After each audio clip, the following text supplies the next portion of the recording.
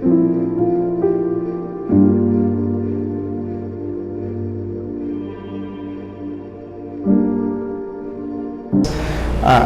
afternoon po ulit sa inyong lahat.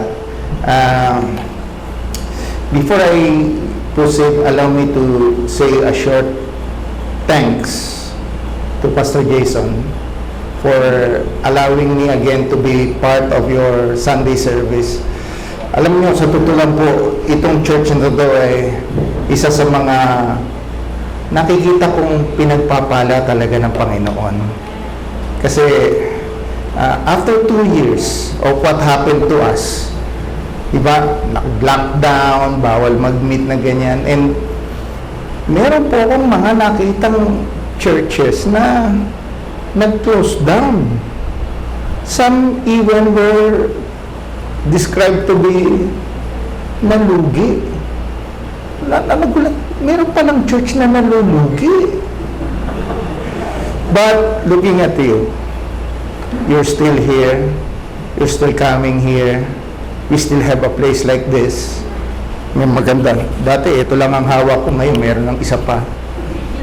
We are blessed by God. You are blessed by God. Kaya naman noong sinabi ni Pastor Jason na meron na naman akong opportunity makasama kayo, I really praise God dahil nandiyan kayo. And sana po huwag kayong mawawalan ng ganang pumunta. And talking about the church, what I'm going to share with you now is, bakit pa tayo pumupunta dito? Ano ba ginagawa natin? What's the purpose of us coming here? Is it just merely to perform an obligation? Kasi kinakailangan pumunta ng church Gwapong-gwapo yung pastor natin doon, tapos sasabihin ako, kinakailangan ako pumunta, kakayan hindi pumunta. Is that our motivation for coming over? Or is there something much deeper? And that is what I am going to share with you this afternoon po. At dahil medyo matagal po akong hindi pinapunta ni Pastor Jason dito, siguro may mga 3 buwan din, So kung 3 months, na tig-1 oras ang bawat isa, 180 minutes yun, So, pwede tayo 3 oras dito. Sana naghapunan na kayo. Okay, let's pray. Lord in heaven, we thank you, Father God, for this afternoon. Thank you for visiting us during our worship of you, Lord God, enabling us to feel your presence. Now, Father God, we believe that you are here with us.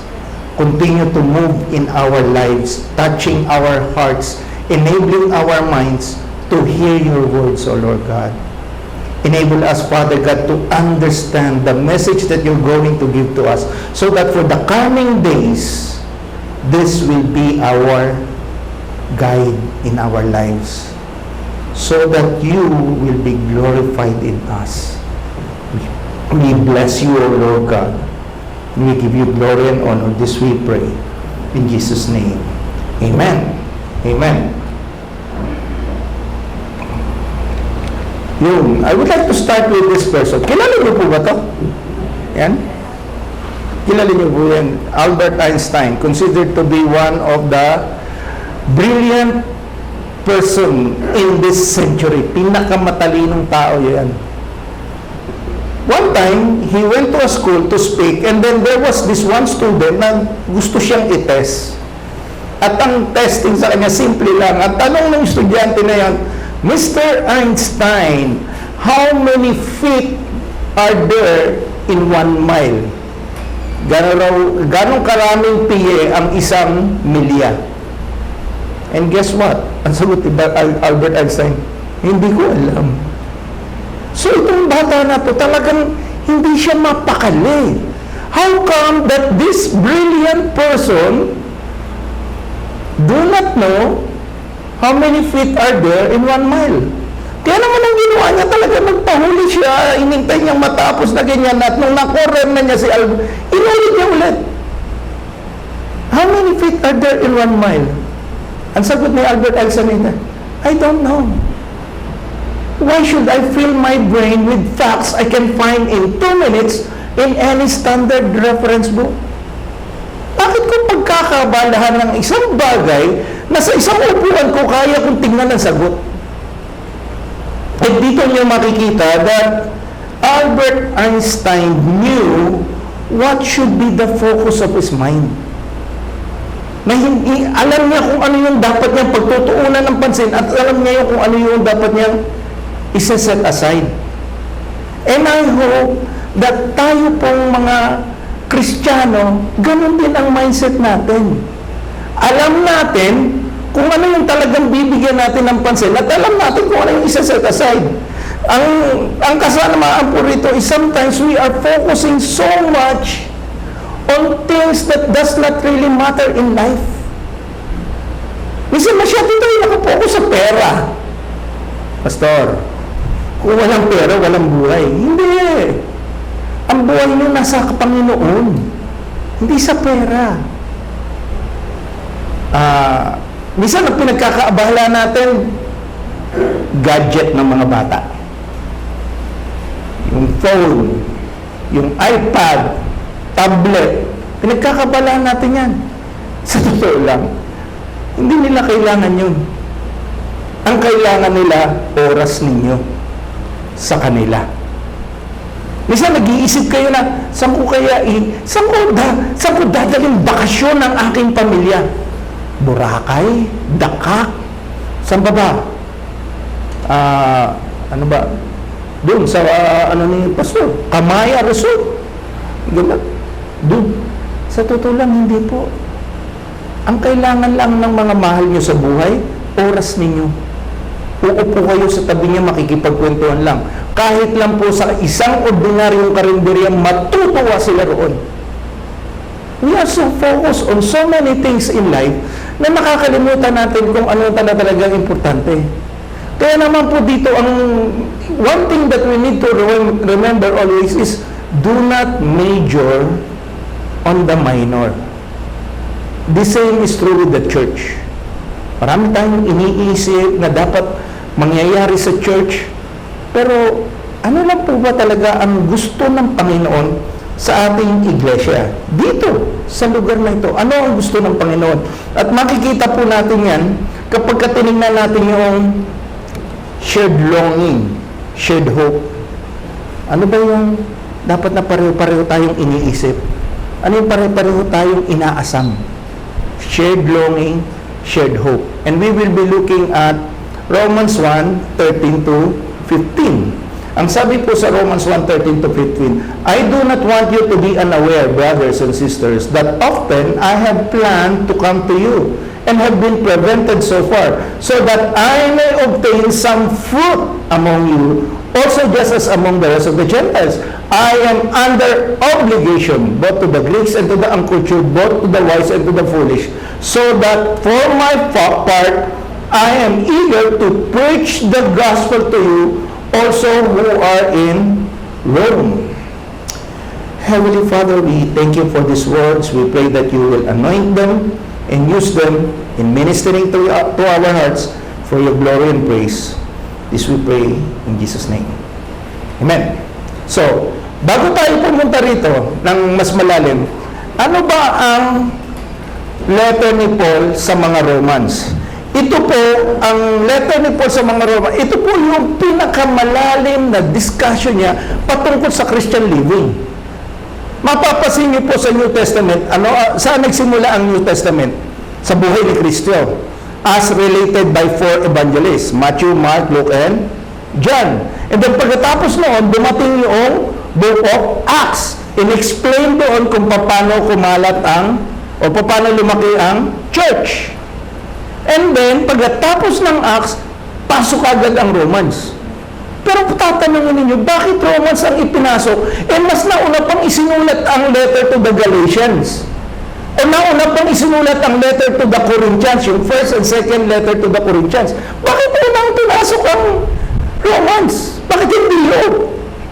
Kasi po, ang Book of Romans is full of theological teaching. It talks about justification, righteousness, union, and in Christ living. the vindication of Israel and living under the redemptive work of the Lord. So, kaya iyan inilagay kasi nandiyan ang lahat ng katuruan patungkol sa buhay Kristiyano. And we will be looking at some of the personal thoughts of Paul as regards our behavior in the church.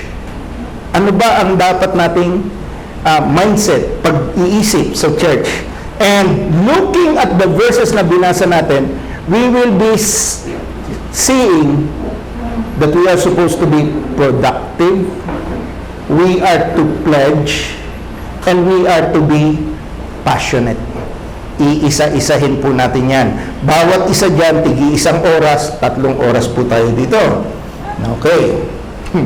Natakot naman kayo, sabi, hindi na lang ako babalik dito pagka ito na magpupreach. Hindi po. Let's start with productive. Every Christian is to be productive. So, saan mo makikita ito? Makikita mo to sa Romans 1:13. Ang sabi niya doon, I do not want you to be unaware, brothers and sisters, that often I have planned to come to you so that I may obtain some fruit among you. Now, let's look at the word fruit. There are 3 things that should come into our minds when we are looking at spiritual fruit. 3 bagay po ang dapat nating maalala. Una, pagka sinabi natin spiritual fruit, it pertains to the mindset. Mindset. Ano ang ibig sabihin ng mindset? Kasi, ito po yun eh. Romans 10:9, ang sabi sa Romans 10:9 is, if you confess Jesus Christ is Lord, blah, blah, blah, blah, blah, you will be saved. Yun. Actually, ang buong passage yun, if you confess that Jesus Christ is Lord and believe in your heart that God has risen Him from the dead, then you will be saved. If you confess Jesus Christ as Lord, you will be saved. So, you need to confess Jesus Christ as Lord. Kaso, sa 1 Corinthians 12:3, sa 1 Corinthians 12:3, ang sabi naman po doon, no one can call Jesus Christ as Lord except by the Holy Spirit. So, anong ibig sabihin ng dalawa na yun? In order for you to be saved, by calling Jesus Christ as Lord, the Holy Spirit must reside in your heart. The Holy Spirit must come into your heart. Because it will be the Holy Spirit who will tell you or enable you to say, Jesus Christ is Lord. Ngayon, paano yung iba na hindi naman talaga Kristiyano pero Jesus Christ is Lord? Meron po tayong makikita niyan sa Luke 6:46. Ang sasabi sa Luke 6:46, you call me Lord, Lord, but you do not obey everything that I have said. Depart from me, I do not know you. So not everybody who calls Jesus Christ Lord, Lord is saved. The people who says Jesus Christ as Lord by the Holy Spirit, those are saved people. So the Holy Spirit must reside in you. Ngayon, if the Holy Spirit is residing in you, then the fruits of the Holy Spirit must come out of you. Lalabas na po yung fruit of the Holy Spirit. Ano ang fruit of the Holy Spirit? Love, joy, peace, patience, kindness, goodness, gentleness, faithfulness, self-control. Pero tingnan nyo mabuti. Ang sabi po diyan, fruit of the Holy Spirit. Hindi sinabing fruits. Ang sabi diyan, fruit. So, ibig sabihin, singular. Iisa lang po ang fruit ng Holy Spirit. And what is the fruit of the Holy Spirit? Love. This love is manifested, shown, demonstrated in our lives by joy, peace, patience, kindness, goodness, gentleness, faithfulness, self-control. If you are showing these things in your life, you have love that is from the Holy Spirit. Therefore, you are saved. You are saved. So, lalabas yan. It is now a mindset. Nasa iyo na yan. I-exercise mo na lang. So after the mindset, ano ang susunod? The fruit pertains to movement. The Holy Spirit will come to you and will make you alive. Diba? Sabi nila, before we are dead in our transgression.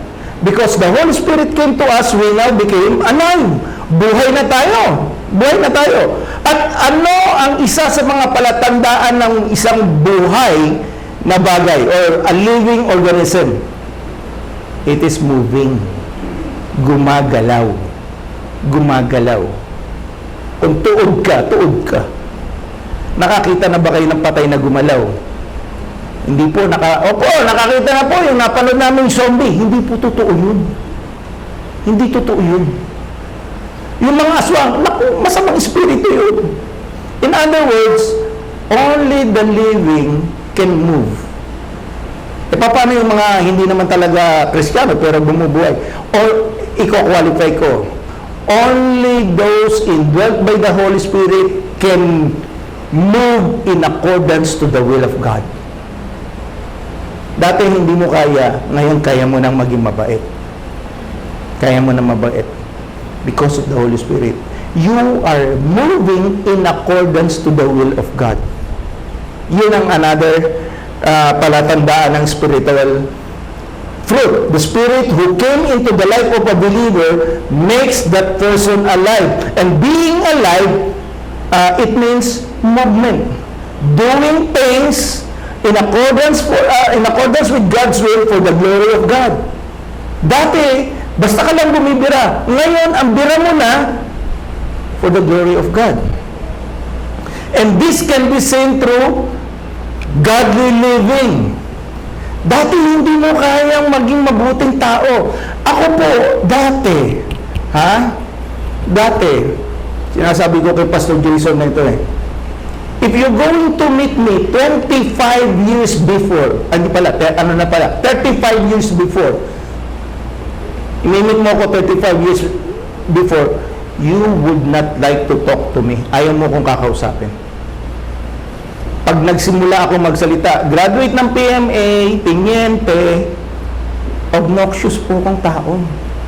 I will start with a mura, in the middle magmumura, tatapusin ko yung salita ko with mura. Most of the time, hihiyain ko pa ang mga kadete ko, lumalayo sa akin. Kasi kapag ka talagang pinagalitan ko sila, tagos hanggang buto ang mga pananalita ko. But by God's grace, He changed my way of talking. 1997, I came to know the Lord. 1998, I submitted myself to the Lord, and He started changing me. Ayun, nakikinig kayo sa akin. Diba? And it's all by God's grace. Babaguhin ka talaga ng Panginoon. You're going to start living according to His will and for His glory. You're going to start praising God. Yeah, dati nagsasabi ka, Hallelujah! Praise the Lord! Pero hindi mo alam kung ano ibig sabihin nun. Now, when the Holy Spirit came into you, ayun pala ang ibig sabihin ng praise the Lord. Recognizing the goodness and grace of God in my life na hindi ko kayang gawin and it's only because of Him. Kaya naman, I praise the Lord. Dati, nadulas lang gaya, I praise the Lord. Diba? Parang katulad ng lola ko, na nung nadulas siyang ganyan, 3 santo, 5 kabayo, at saka kung ano-anong kalabaw ang binanggit. Parang ganun. Pero ngayon, when you say praise the Lord, it now comes from the heart. You learn to love one another. You learn to care for each other. Diba? Dati, tumutulong ka. Nagbibigay ka nga ng limos doon sa mga kumakatok sa iyo sa pagdating sa intersection, diba? Sige. Umalis ka na. Nagbibigay ka, well, just for the sake na umalis na sila or whatever, matapos lang yung duty mo. Pero ngayon, when you give, it is with the heart. When you give, you start caring for the person. You're not just simply giving to the person. Meron kang alam na conscious ka doon sa ginagawa mo kung bakit mo siya binibigyan. And most of the time, pagka nagbigay kang ganyan, Lord, hindi ito galing sa akin. You enable me to give it to the person, and that's why, by giving it to the person, praise God! Iba na ang perspective mo. That's part of your godly living. That only the Spirit that is in you enables you. Etong ikatlo. So, meron kang mindset, meron kang movement, and meron kang multiplication. The Holy Spirit is in you. He has made you alive, and one measure of being alive is you have the capability to reproduce. Ngayon, meron tinatawag na spiritual reproduction, which we have already tackled, and there is also physical reproduction. Ano ang physical reproduction? Hindi yung lagi kang nagpapaanak. Hindi po. Physical reproduction is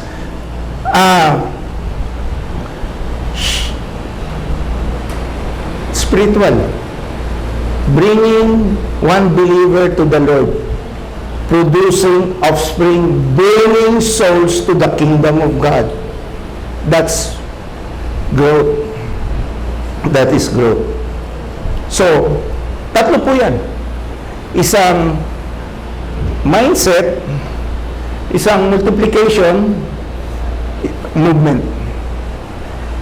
God is very particular for His children to produce fruit.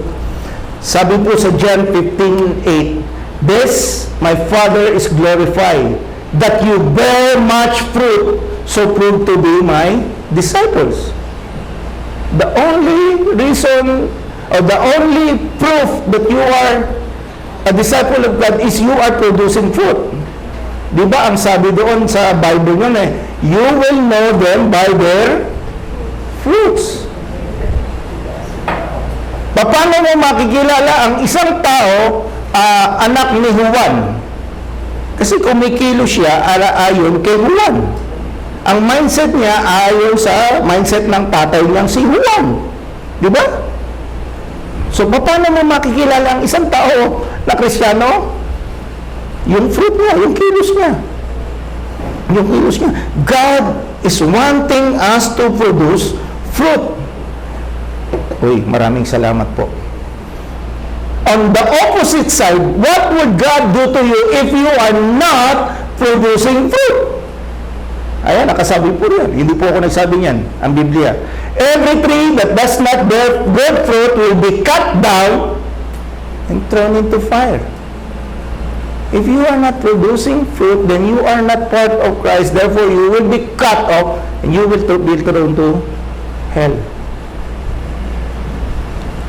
So, after discussing all these things, ang tanong po ay ito. How are you as regards to bearing fruit? Tatanungin yung sarili niyan. Are you bearing fruit? What kind of fruit are you producing in your life? Anong klaseng prutas meron ka? Yeah, Kristiyano, okay. Next. Ganong karaming prutas ang pinuproduce mo? Di ba sabi doon sa parable of the sower, some seed fell on good soil and they produce fruit. Some 30, some 60, some 90, some fruits produce 100. Hindi pare-pareho ang dami. Meron marami, meron kukunti. But, for those kukunti, they need to be producing more. So, sasabihin mo ngayon, bagong Kristiyano lang ako, kaya 30 fruits lang ang naipuproduce ko. Good. Walang problema. Ayos lang yan. Next question is, eto. Sorry. What will you do to be more fruitful? Anong gagawin mo? Upo ka na lang? Maghihintay ka na lamang ng Pasko? O malapit na ang Pasko? Ilang araw na lang? Less than 100 days na lang? Yeah? Ganun ba ang gagawin ninyo? No. You need to do something about it. Pastor, hindi ako marunong mag-share walang problema yan. Nandyan si Jared. Siya ang nag-lead ng training ng evangelism last time. Punta ka sa kanya, magpaturo ka. What? Kulang yung aking knowledge sa Bible Walang problema yan. Every Wednesday, meron kayong covenant class. Di ba? Nagkakandak ng Bible, di umaten ka. Ganito, ay, ako, kung marami kang dahilan, yan ang problema. Kasi, kung gusto, alam niyo yan, kung gusto, may paraan. Kung ayaw, maraming dahilan. Gusto niyo ba magkaroon ng fruit? Then gumawa kayo ng paraan. Because kung ayaw niyo mag-produce ng fruit at gagawa ka na lamang ng rason, babalik tayo doon sa sinabi kanina rin. Those who are not producing fruit will be cut off. So yun po yun. First is being productive. We need to be productive. Second, every Christian is to pledge or to make a pledge. Makikita mo yan sa Romans 1 verse 14. I am under obligation, both to the Greeks and to the uncultured, both to the wise and to the foolish. Si Paul po, experience God's grace. Na-meet niya si God on the way to the road to Damascus, and from then on, his life was changed. He was so dedicated in spreading Christ to everyone, to the point na he endured so many suffering.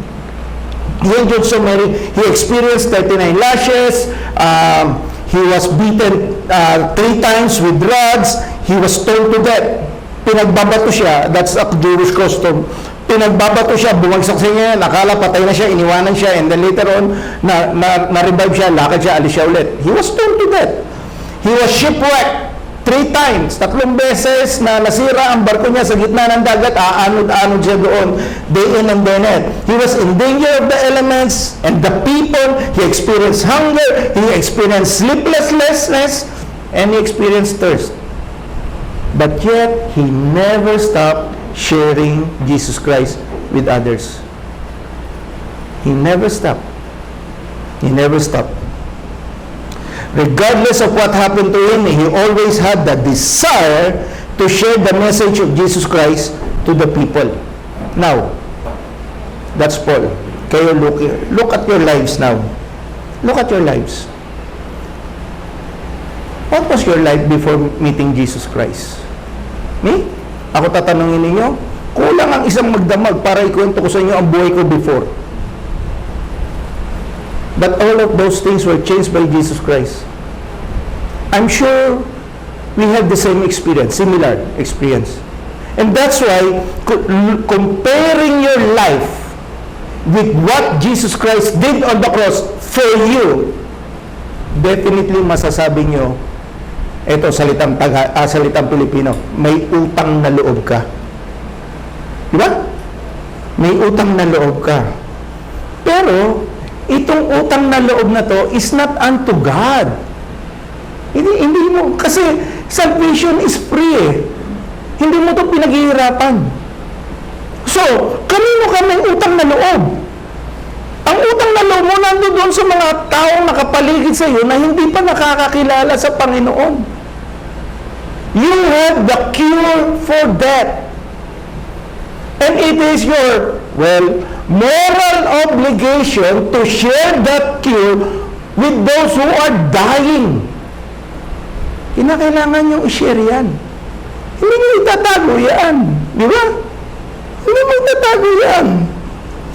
We are indebted to those perishing around us. We have in our hands, how can we be saved from sin? And that's why we need to share it with others. If you're going to look back doon sa sinabi ni Jesus Christ, you are the salt and the light. Natatandaan yun. Natatandaan yun.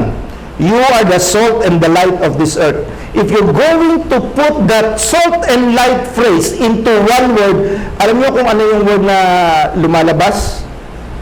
Watchman. Watchman. Tagabantay. You are tagabantay ng mga taong nasa paligid sa iyo. Watchman. And look at what God said about being a watchman. Ezekiel 33. But if the watchman sees the sword coming and does not blow the shofar or the trumpet, he did not sound the alarm, and the people are not warned, and the sword comes and takes any persons from among them, that person is taken away in his iniquity, but his blood I will require at the watchman's hand. Lagyan natin to, mas gawin natin ano, bawat isa sa atin, ginawa tayong tagabantay, watchman. Now, God has already told us that anybody who does not receive Jesus Christ as Lord and Savior will die. So, isipin niyo na yung kamag-anak ninyo.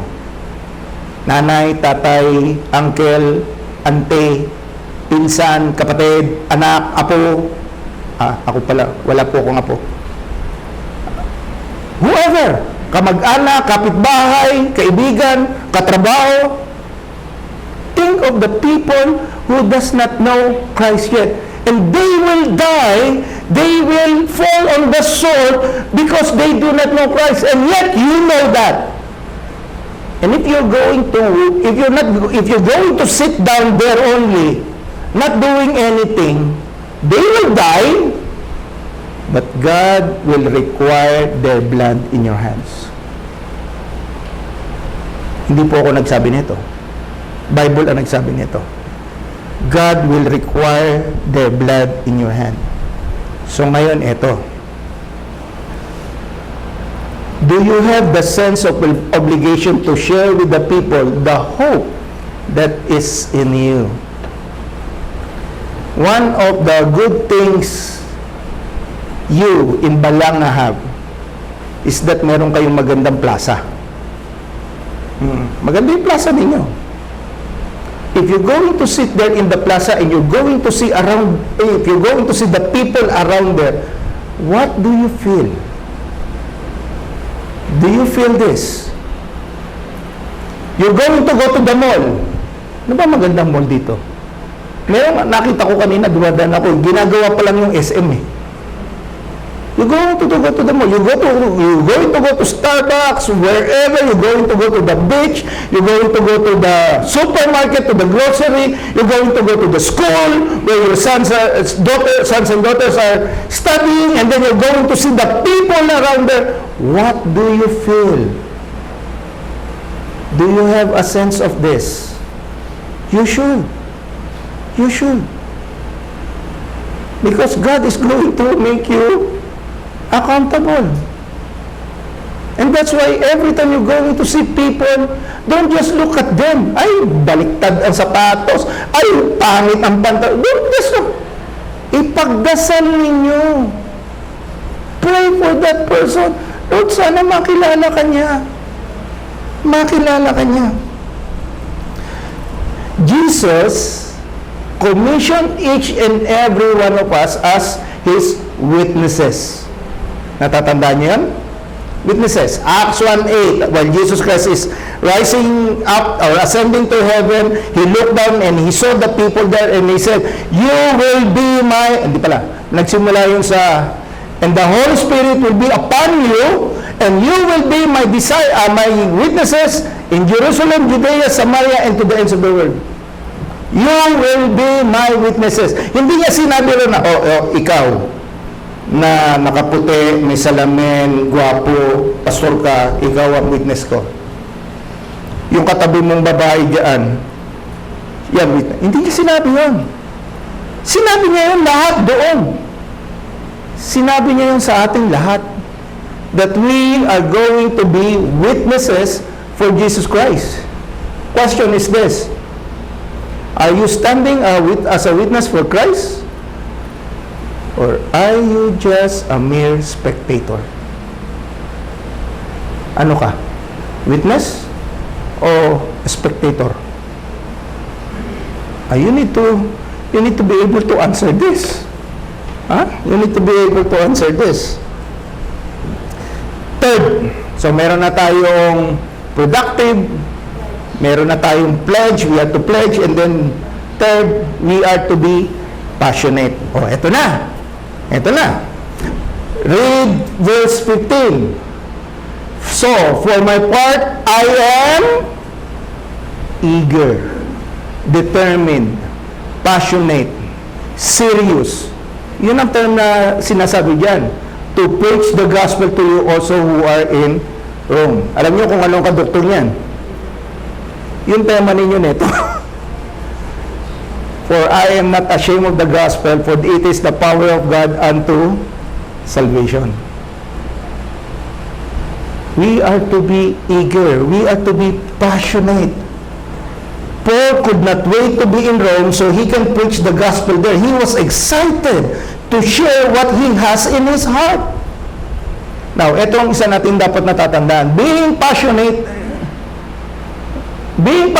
is not just doing something.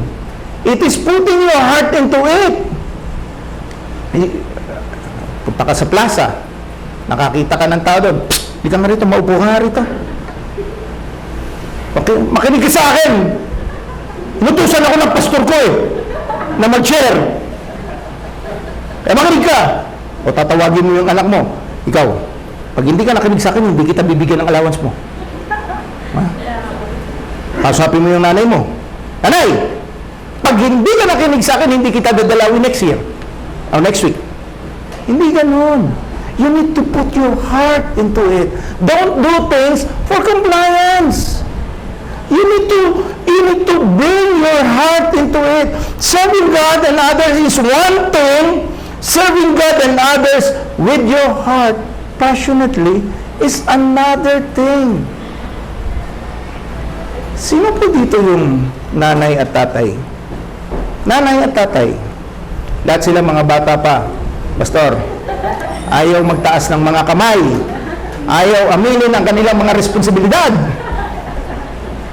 Hindi. Kaya ako lang naman tinatanong, imagine ninyo na lang, anak ninyo, inutusan ninyo, magligpit ka ng kama mo. Tapos yung anak mo, sige na lang, magliligpit lang ako ngayon. Ano ba ito? Pumunta ka sa palengke, bumili ka ng makakain natin ngayon. Sige na, tumayo ka lang dyan, alis na ako. Asan ang pera? Yung sukli nito, akin na ha? How would you feel if your children will be acting that way? They're going to obey you, but padabog. How would you feel?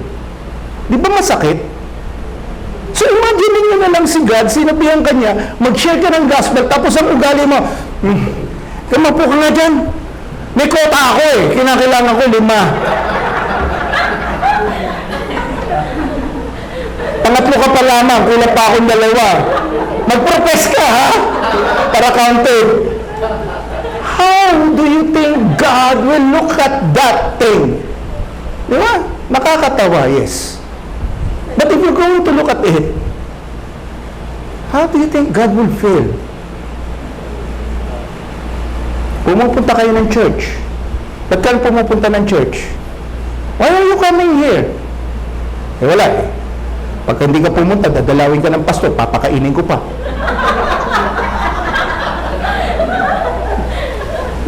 Kaya pumunta na lang ako ng church para hindi ko siya papakainin. Hindi. Why do you come to church? Because you want to meet God. You want to hear His voice. You want to fellowship with one another. Hindi obligasyon ang church. It is a necessity for our Christian living. Yun yung sinasabi ko. You come to church with your heart, not as an obligation. You come to church passionately. You obey the Word of God passionately. And that's one. Ano ba ang sabi dito sa Colossians 3:23? Whatever you do it with all your heart. Sa ibang translation, do it heartily. Whatever you do, put your mind and body and soul into it. Don't just do it. Kilala niyo ba si Juan Flavian? Namatay na po yun. Yung dating health secretary. Ano ang lagi niyang buka-buwid? Just do it! Kasi di ba DOH, Department of Health, ngayon, patay na. Hindi, the point is this. Don't just do it. Put your heart into it. Don't just share the gospel. Put your heart into it. Don't just obey Christ. Put your heart into it. And then another thing pertaining to sharing the gospel with passion, there must be a sense of urgency. There must be a sense of urgency.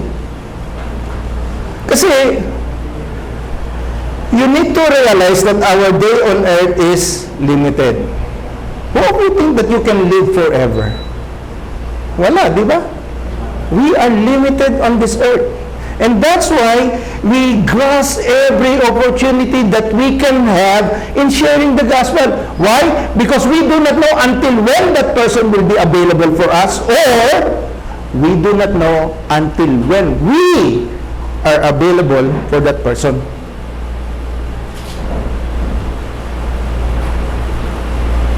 Ewan ko kung naikwento ko na po sa inyo to. One Christmas evening, dumating ang tiyuhin ko sa bahay namin. Mag-isa, wala yung mother ko kasi nagsisimba pa yung mother ko. So, naiwanan kaming dalawang mag-asawa sa bahay. Eh, di pinapasok ko siya. Nung pumasok siya ng ganyan, eh, masama ang loob ko sa tiyuhin kong yun eh. Kasi nung nabubuhay ang tatay ko, iniisahan niya yung tatay ko eh. So, hindi ko pinapasok ko lang siya, pinaupo ko sa sala, tapos ako bumalik na sa kwarto. Yung asawa ko, sinasabihan ako, usapin mo. Sharean mo ng gospel. Hindi, huwag ka mag-alala. Next year, naririto ulit yan. Makikikain na naman ulit yan dito. Ganun ang sinasabi ko. Then, dumating ang mother ko. We had a noche buena. Tapos, uwi na siya. Without me saying anything. Uwi siya. Natapos ang Christmas, natapos ang New Year. Mid-July, nakatanggap ako ng balita, nagkaroon siya ng aneurysm. And he was comatose in the hospital. Katakot-takot na dasal ang ginawa ko sa Panginoon. Lord, buhayin mo siya para magkaroon ako ng isa pang pagkakataong i-share ang gospel sa kanya. Unfortunately, the Lord decided to take him eventually. And I wasn't able to share the gospel to him. And I know when my time has come or will come, I will stand before the Lord being accountable at that moment. Why did you not share the gospel to your uncle? I lost the opportunity. And I hope you will never experience the same thing. Don't wait for the next year. It may not come. Don't wait for the next month, for the next week, for the next day. It may not come. Either for that person or for you. Maybe hindi kayo mamamatay isa't isa. Paano kung inilipat ka sa ibang lugar? O siya inilipat sa ibang lugar? And you will never know when you're going to see that person again. There must be a sense of urgency in sharing the gospel. In John 9 verse 4, we must carry out the works of Him who sent me as long as it is day, because night is coming. Night is coming. So, in line with this, balik ulit tayo. Tanungin ko kayo, are you passionate in sharing the gospel to the people around you? Are you?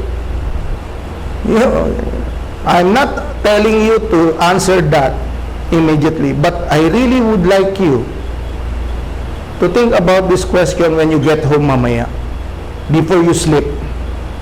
Think about this question. And if you need help in answering this question, I'm sure Pastor Jason is very much willing to listen to you. Sister Jane is very much willing to listen to you. But you need to answer this immediately. Bakit kinakailangan yung sagutin ito? Kasi merong warning si Jesus Christ eh. In Luke 9 verse 26, for whoever is ashamed of me and my words, the Son of Man will be ashamed of him. If you are hesitating to share the good news of His salvation to anybody, what makes you think He's going to be very eager in opening His arms to you to welcome you in heaven? Be passionate.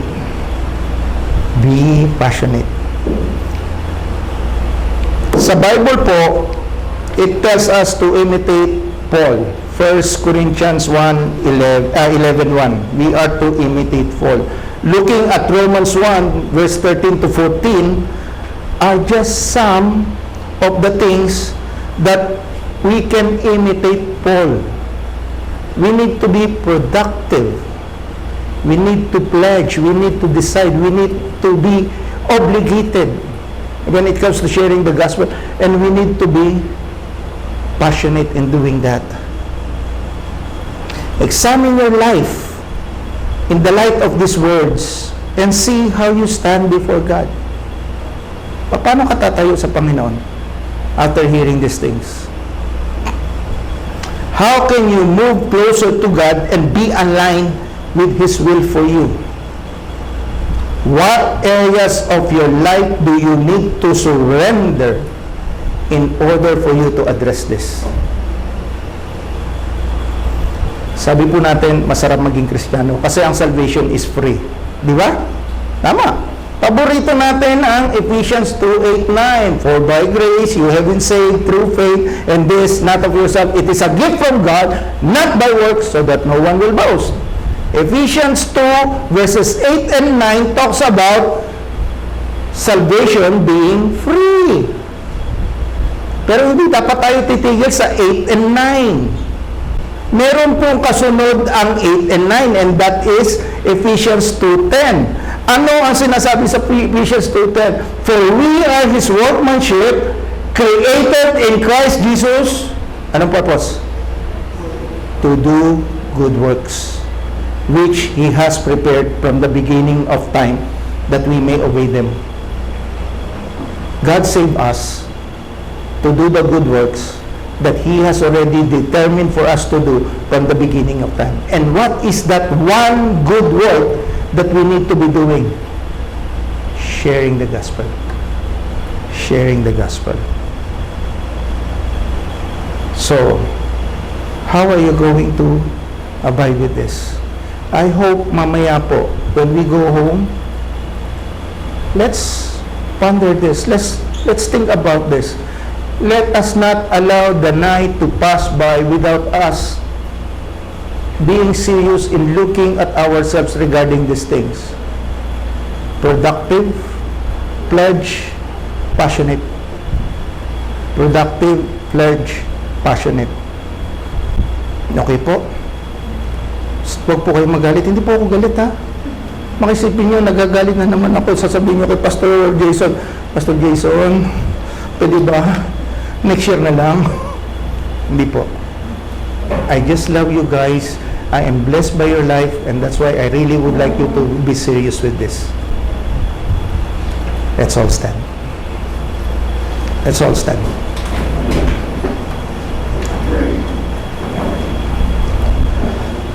I would like you to close your eyes now. Close your eyes. And then imagine God standing before you, looking at you, looking at your heart.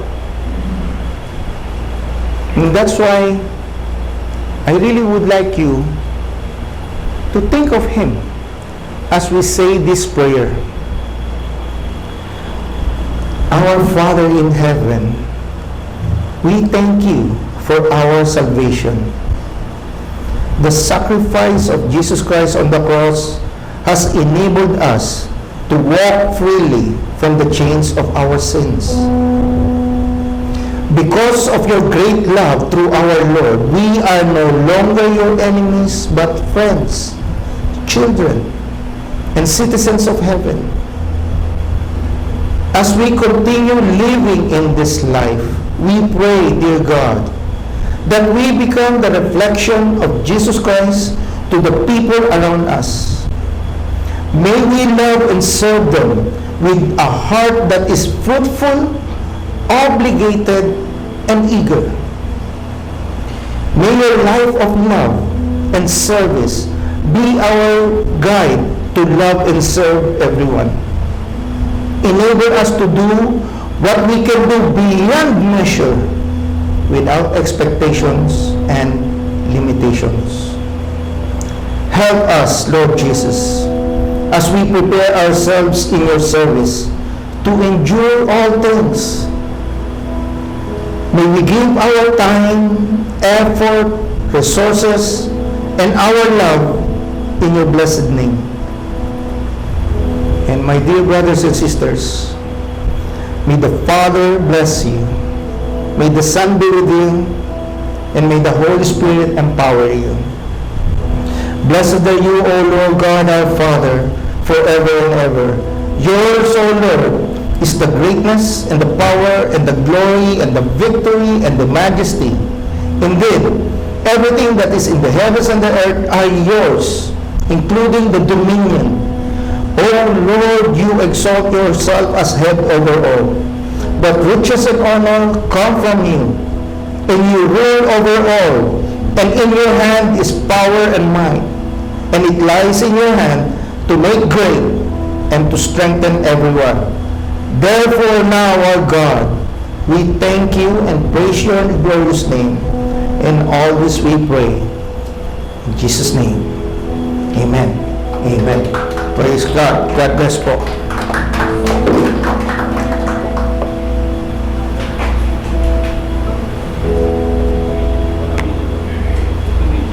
Ha? Tutuloy na, communion. Ito. Communion na lang po. Okay. So, the Lord has given us, the church, one ordinance. Or two, actually two. But one of those two is the observance of the Lord's Supper. Ano ba ibig sabihin na itong Lord's Supper na to?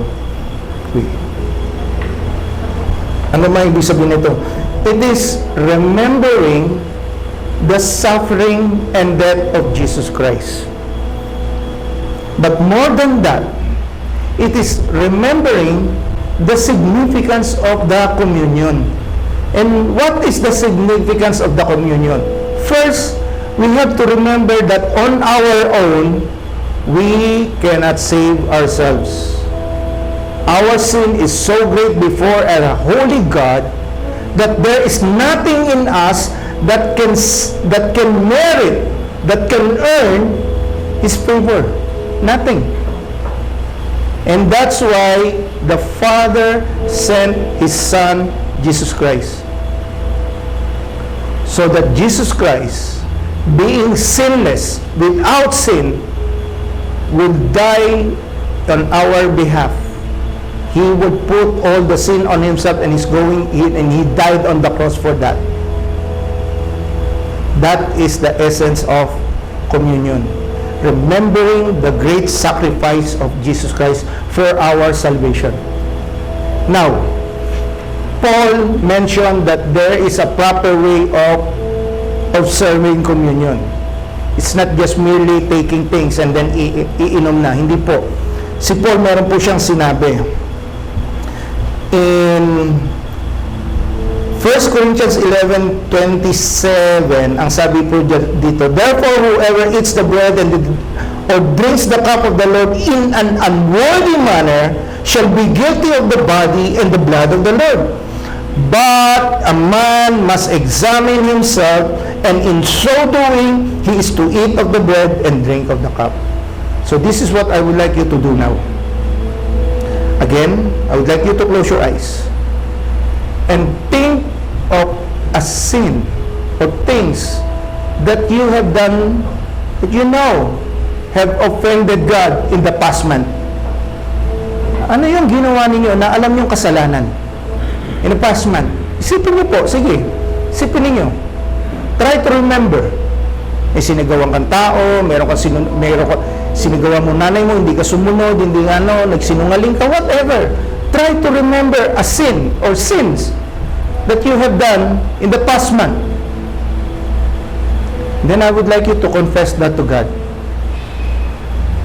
Tell God, Lord, I agree with you that you are not in favor of these things that I have done. That, Lord, I have hurt you when I did this. That it made your heart to cry because I have offended you. Confess that to God.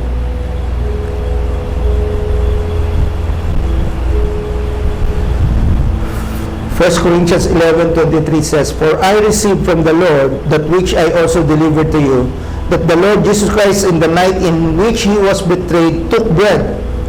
And when he had given thanks, he broke it and said, 'This is my body, which is for you. Do this in remembrance of me.'" Let's partake of the bread.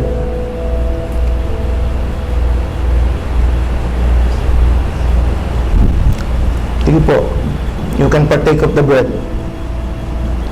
And then afterwards, take hold of the cup. Take hold of the cup. In the same way, he took the cup after supper, saying, "This cup is the new covenant in my blood. Do this as often as you drink it, in remembrance of me. For as often as you eat this bread and drink the cup, you proclaim the Lord's death until he comes." Let's drink from the cup.